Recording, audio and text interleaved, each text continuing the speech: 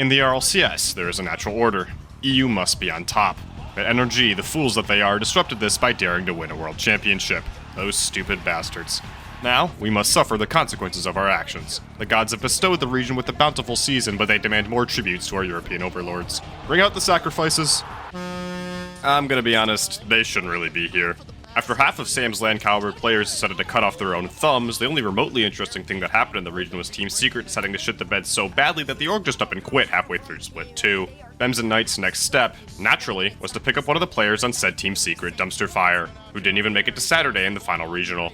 Yes, somehow, this complete clusterfuck of a team walked through a piss-easy bracket in the LCQ to take advantage of the fact that Wisty isn't allowed to have anything good in this world, and now they have to rely on Drafinho to magically remember how to play Rocket League. Have fun with your second round exit. Maybe gambling does pay after all. Getting rid of any semblance of a chance to qualify for Worlds just to pray that you make it through the LCQ is one hell of a move, but to Jesus' credit, it paid off.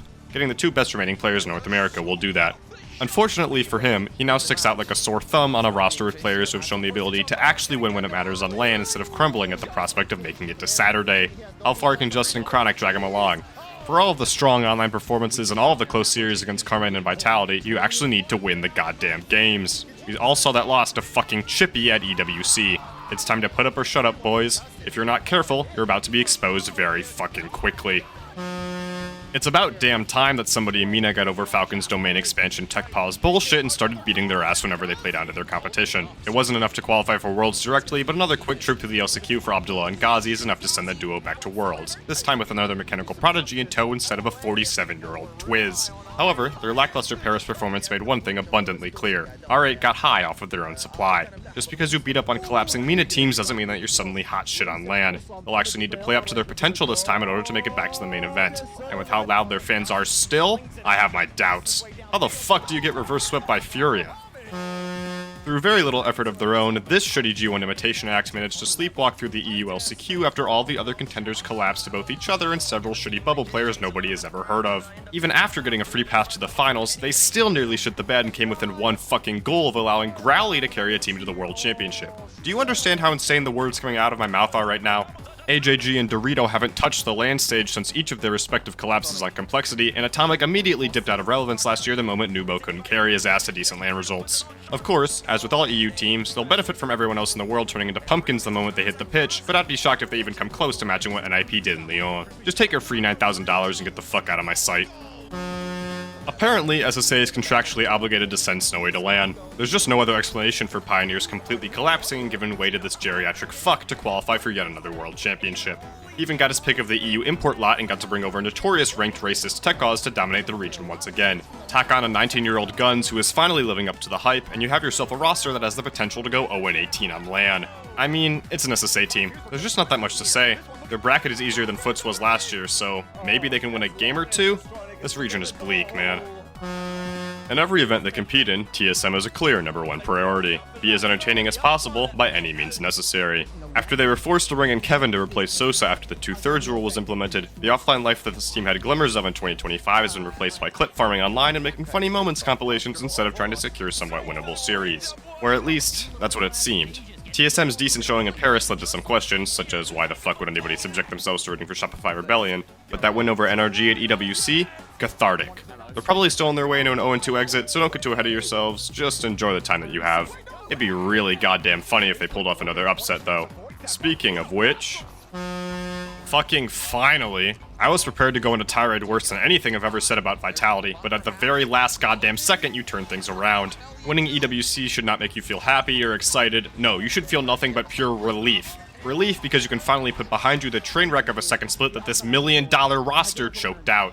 Getting bitched by RLEsports for 3 straight events and letting Twisted Minds take over the region is pathetic for a team that was supposed to steamroll the entire RLCS this year.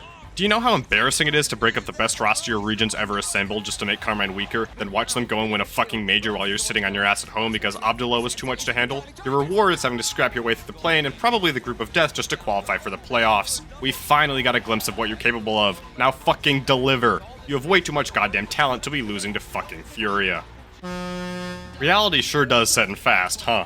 That run of form in Split 1 feels like it happened about 1 million years ago, and the electric style of gameplay that Redacted brought to the table has been neutered by an underwhelming second split and talk running out of whatever magic pixie dust made him the best player in NA for 3 months.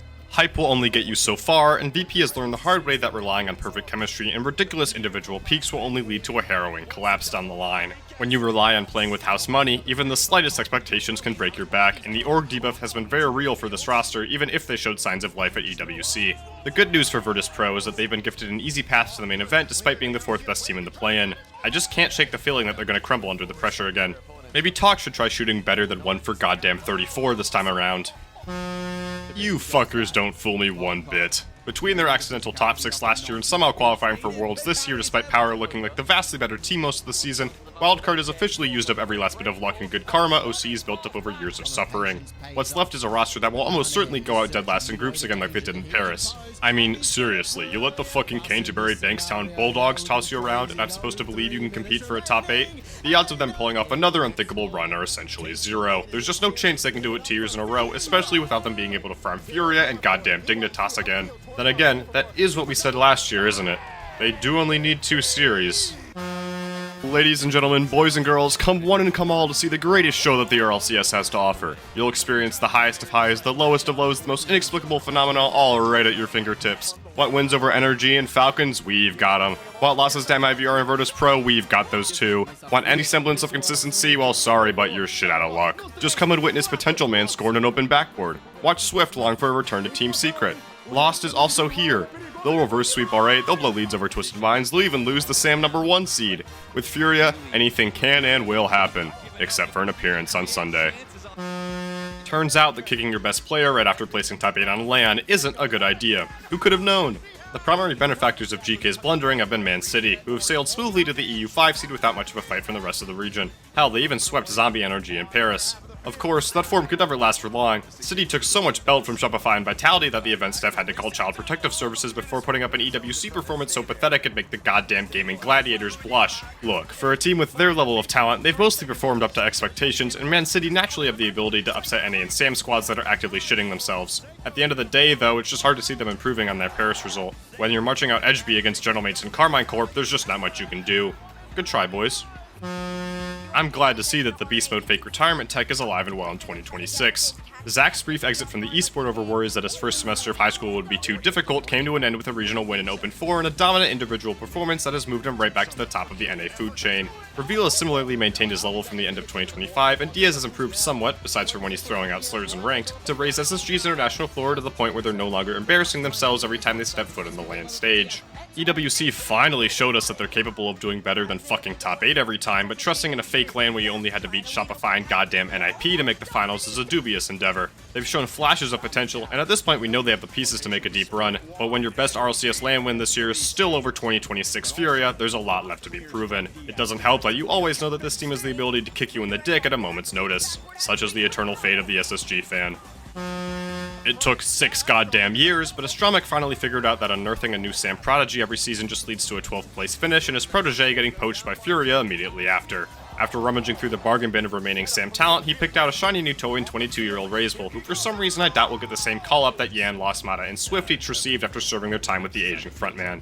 MIBR, as you might expect of a team of their caliber, has been treading water from day one, tripping their way into the SAM #1 seed after Furia had 4 separate bipolar episodes over the course of the season. In a stunning tribute to 2024 OG, MIBR have recognized that 12th place is, too, their ceiling, though they've brung their own unique twist in the form of 4 separate blown Game 5s. But hey, at least they didn't suffer the same fate that Secret did this year.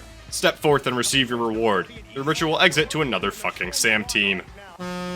Like Dignitas last season, NIP are essentially only here to knock out other EU squads before being an easy match for an NA or fucking OCE team to progress through the bracket. Don't get me wrong, they've shown good form online and have been in stride with Vitality, KC, and the mates for most of the season, but their showings at majors have been horrendous. Struggling to beat OCE and SSA before dying to Shopify in Boston, then getting destroyed by Twisted Minds and Shopify again in Paris on the way to getting bent over and spanked by Vitality in the first round of the playoffs. Jorius and CRR decided to waste their annual good lane performances at EWC this time, and the Ninjas did notch 4 quality wins to secure a 3rd place finish, but it's hard to believe that they can repeat the trick with how flat they've been the rest of the season.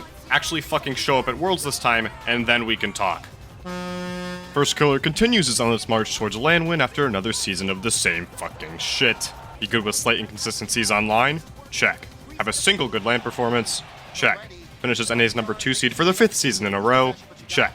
At least he avoided a real crash out this year, though if 2024 is anything to go by, that might mean he's due for one in Fort Worth. The Shopify name brand is a nice touch, too, given FK's propensity to blow each and every chance he gets to get near a goddamn trophy. Kicking Chronic for Kofor might have helped this team's floor somehow, but their ceiling seems to have gotten lower, too. Their best win this year is a group stage victory over Twisted Minds, a far cry from when they randomly beat up Carmine and Vitality in 2025. And LJ, the less that's said, the better. Thanks for stopping by. You can collect your annual early exit through the first door on the left.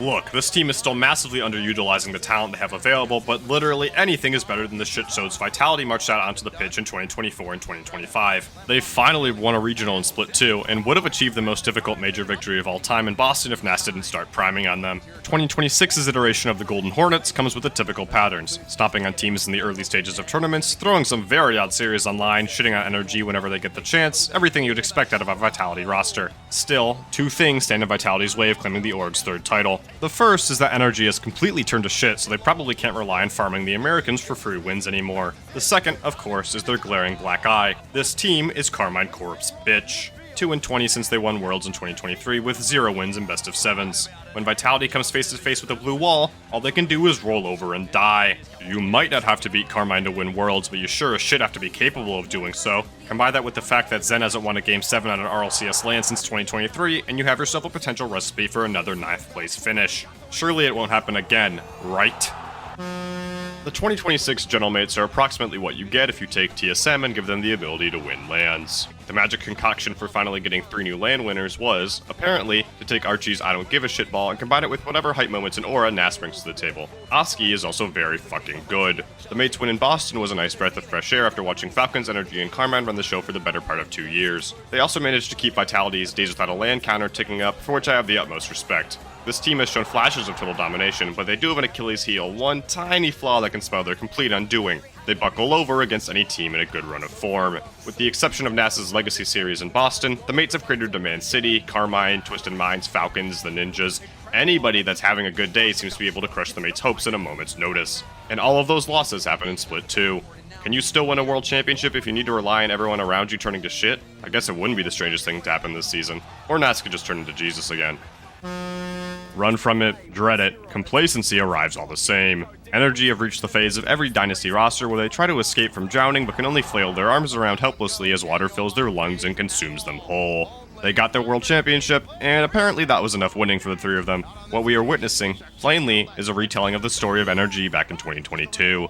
3 Titans of North America losing what once made them great and relapsing back into their worst habits over and over and over again. And the worst part is that you can't even tell who's the Justin out of this group. They've all taken turns being plain awful from series to series. They somehow lucked their way back to the NA1 seed, but the defeats they've taken this season have been terrible. Several losses to Foot and virtus.pro, crashing out of Paris against Man City and Furia, losing a series straight up to TSM. When the Boa Constrictor can no longer tighten its grip, all it can do is slither around and wait for its inevitable demise. They can't even farm TRK for free wins anymore. You've gone from the best team in the world to barely being 3rd in North America. If the region's gonna pull another championship out of its ass, it's sure as hell not gonna be from this group. But, hey, you got your Worlds win. Now tell me, was it worth it? Nubo, at long last, has been freed from the hell of teaming with players like Venom and Rise and can now do this wonderful thing known as trusting your teammates. As a result, Twisted Minds have skyrocketed to the top of MENA, thanks to Falcons giving them their best player, and even came within a series of lifting a major trophy. This team's playstyle has been defined by one thing above all else: speed. Fuck it, don't play defense, just get to the ball as fast as possible and hope to God you can actually execute. Thank fuck Nubo is really goddamn good at executing.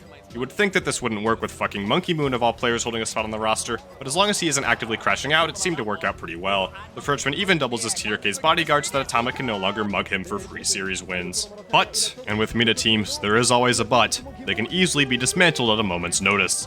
If Twisted plays a team that can actually handle their speed, or if TRK gets Vietnam flashbacks to the World's Finals and turns into a pumpkin, then they quickly run out of gas. There's also the lingering worry that Falcons may come back to usurp them at a moment's notice. Yeah, unless M0nkey can make all of Dickie's Arena eat a bag of shit for the 3rd time in 5 years, they're probably going to be script fodder. Unlucky. Alright, now I'm starting to get a little fucking tired of Vatir pulling this shit every season. It's legitimately the same script year after year after year. Put together the best team in the world, do mediocre at one major, win the other, and enter Worlds as the overall #1 seed. This is the 4th year he's done that, by the way, and he still hasn't made a grand finals. And every year at Worlds, it's the same 4-step process to a semifinal exit. Trill a group stage game, almost get eliminated early, beat the shit out of someone, then lose in a heartbreaking fashion to whoever is fortunate enough to be their opponent. What's worse for Carmine is that this year's roster is certainly weaker than 2025's, and Juicy's done a pretty good job at reminding us of that every so often. Look, obviously this team is still one of the favorites for Worlds. Nobody's going to want to play them, and they might even luck into another late series against Vitality to get them to the promised land. But that big result's gotta come at some point. Careers in esports can end in an instant. The clock is ticking. What? Falcons are back in form? Oh, you guys are fucked. Well, the end of 2025 and start of 2026 gave me some confidence that the esport might not be in fact fucked. The second half of this year has confirmed that the RLCS is, indeed, fucked. All I know is that no matter what I predict, the result will be whatever makes the most people in the arena miserable. Here we go again. You guys gave me a lot of credit for predicting everyone and their mother to lose to NRG last year before they won Worlds, but rest assured that I will probably completely whiff this year as I have absolutely no fucking idea who's good anymore. All I know is that Tier K and Vatira will both be going out top 4, so fuck it, Falcons Vitality Finals. And then I drown myself. God damn it. Oh, it's why First Killer didn't want to commit either. It was too risky. First Killer goes up, though. LJ was up as well. Now, Vatira, free